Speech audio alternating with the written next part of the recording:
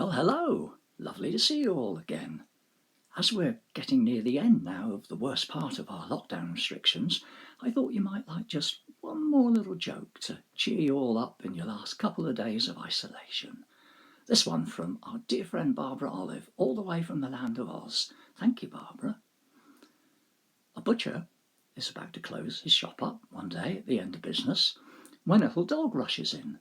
And the butcher's about to shoo him out the door when he notices the dog's got a bag in his mouth. On closer investigation, he finds that there's a message in the bag and a £20 note.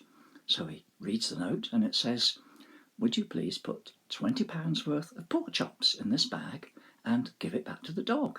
So the butcher's amazed, but he does this. The dog takes the bag in his mouth and trots out the shop. The butcher thinks, I've got to find out what's going on here. So he follows the dog.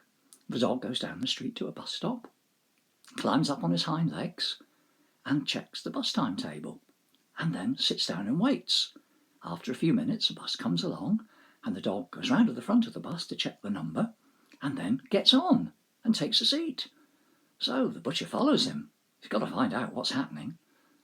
The dog sits there quite happily watching the scenery go by, and after a little while, when they've gone through quite a few stops, the dog gets up on his hind legs, presses the bell, the bus stops, and the dog gets off.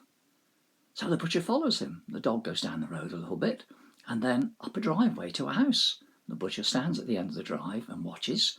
The dog gets on his hind legs and presses the doorbell, but no one comes to the door. So the doggy rattles the letterbox. Still nobody comes.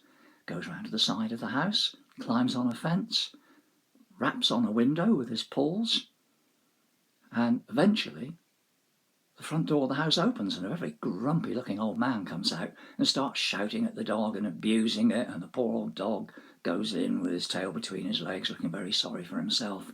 And the butcher rushes up the drive before the man can close the door and says, Hey, come on, what are you shouting at that poor dog for? The dog's an absolute genius. And the old man says, Genius? Genius? You're kidding. This is the second fucking time this week he's forgotten his keys, the idiot.